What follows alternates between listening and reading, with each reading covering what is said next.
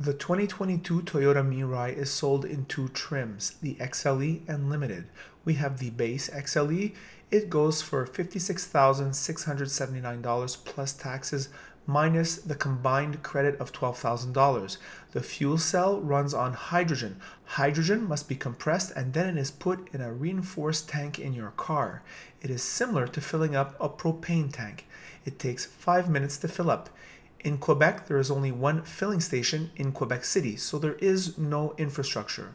The Mirai has a 647-kilometer range and 182 horsepower, whatever that means. Hydrogen is converted into water vapor and electricity using the ambient oxygen, which charges the small high-voltage battery, which then drives an electric motor.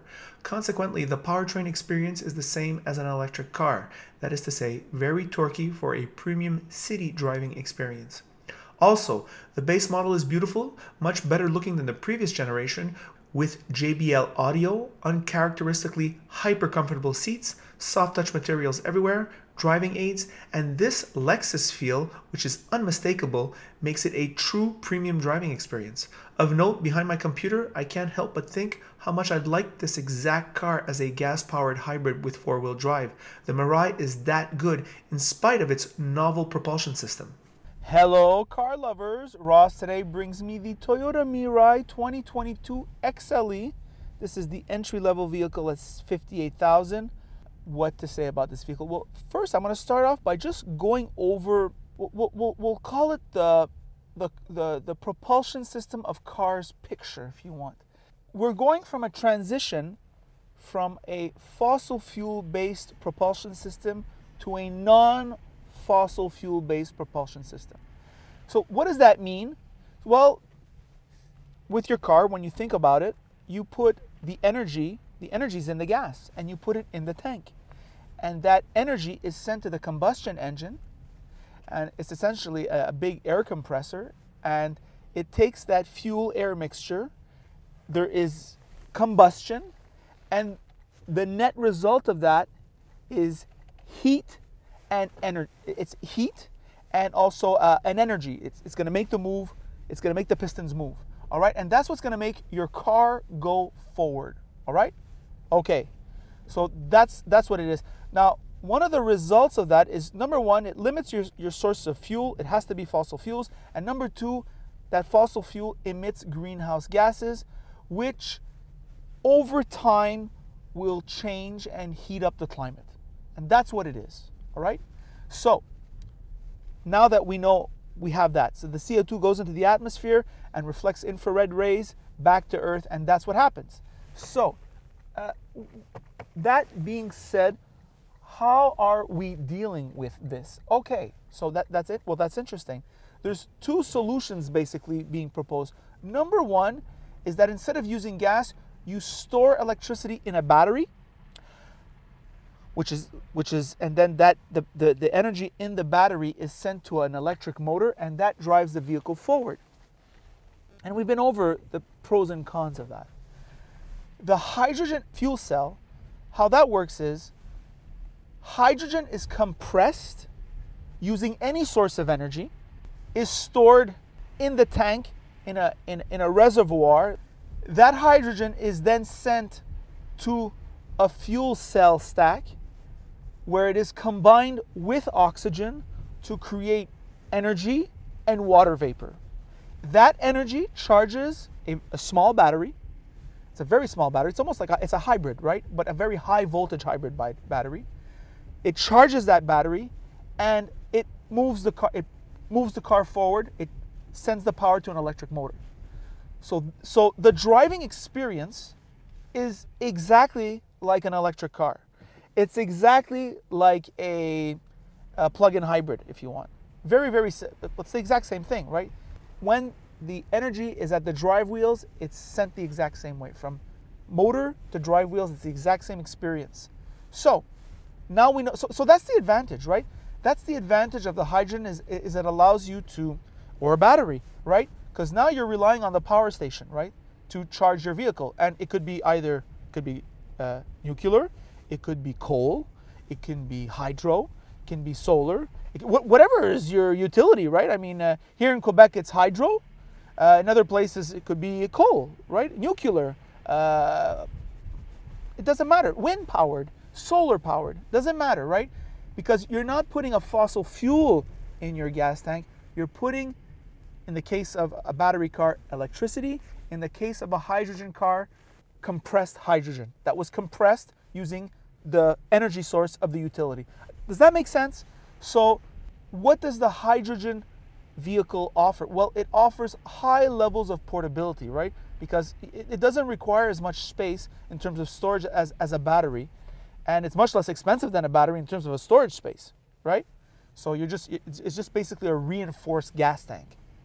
Okay, so we've got that out of the way. All that really doesn't matter. It's how does the car drive, how does the car feel versus a gas powered only, right? That's really what's gonna make us change our minds, right? It has to be a much more compelling, a much better value than the alternative. Well, this car, I love this car. It drives just like a real car. It doesn't feel like a science experiment. I can't stand those alternate propulsion systems that are put in vehicles which feel like science experiments. This feels like a Lexus. It's written Toyota, but I mean, Ross was making the remark, if you took away this Toyota badge and put a Lexus badge, you would never know. It feels actually better than the Lexus ES, which is almost the same price all equipped. So, which is kind of amazing. The instant torque is gratifying in city driving. This powertrain is so smooth. I love it. And of course, being electric, you have the regenerative braking, right? And so city driving, it really doesn't tax the energy source. The steering wheel leather is wonderful. The infotainment is fine. The quality of the materials here is top notch with the exception of this piano black. And I think at $58,000, they're not the only ones. Gas-powered vehicles have piano black. What's up with piano black? Why do people hate piano black so much? Well, it depends. What happens is when it accumulates dust, it's very visible. And also, the thing is if you're a little bit of a pig and you wash your car only once in a while, what happens is this micro marring when you're gonna clean, the times you do clean your car, it's going to make micro scratches into this piano black, and it's going to reduce its glossiness over time, right? So it's going to be less awesome. This vehicle is a rear wheel drive. You feel it. It's winter now. You feel it. I must say the stability control systems are way improved versus what it was, but nevertheless, it's always more efficient to pull a car through the snow than it is to push a car through snow. That's just the way it is.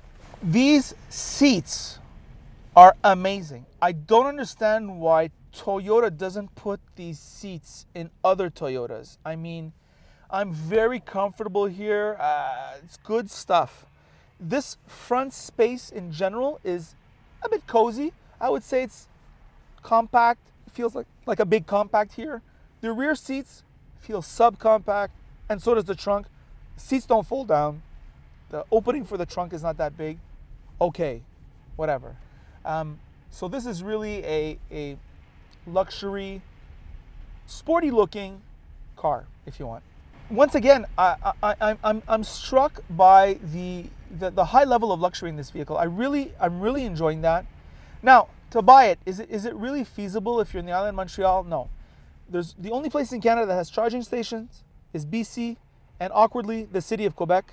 That's pretty random, but that's just the way it is. Those are the charging stations. I call them charging stations, but they're really refueling stations. And it requires a very special kind of fueling station because it's a very high pressure, all right? And you kind of fill up your car the same way as you fill up your propane tank at home for the barbecue. So very familiar, closer to filling up a gas tank than it is. And another thing I like about it is it's this no hassle. This is a no hassle experience. You just fill it up and then you drive, right? It takes 5 minutes. So this is, when you're comparing to the battery powered vehicles, is a much better recharging experience if you want, assuming there was refueling stations accessible everywhere. All right, but then again with batteries, it's this race, right? We're seeing a technological race between batteries, which, let's be honest with ourselves, over the last 10 years the battery technology has improved enormously in terms of recharge time, in terms of range, in terms of the amount of energy it can capture. All those things are much higher level than they were 10 years. Who knows where in 2032, where will that technology be? We don't know yet. All right. Hydrogen technology right now, as I'm sitting here, it has not changed since we last drove the Mirai. So this is it. This is it in terms of the hydrogen going into a reinforced fuel tank. This is pretty much, in 10 years, this is what it's going to look like, right? Because there have been no improvements as far as I'm aware of the fuel cell, of these things. So kind of interesting, this technological race right now as to which technology is going to quote unquote win. All right, and it's fascinating, and that's what it is. So those are my thoughts on the very good Toyota Mirai. I'm enjoying driving it, and the future looks bright. And those are my thoughts. By the way, if you like this video, like it. If you don't like it, don't like it. And if you really like it, well then of course, you should subscribe. And that is it.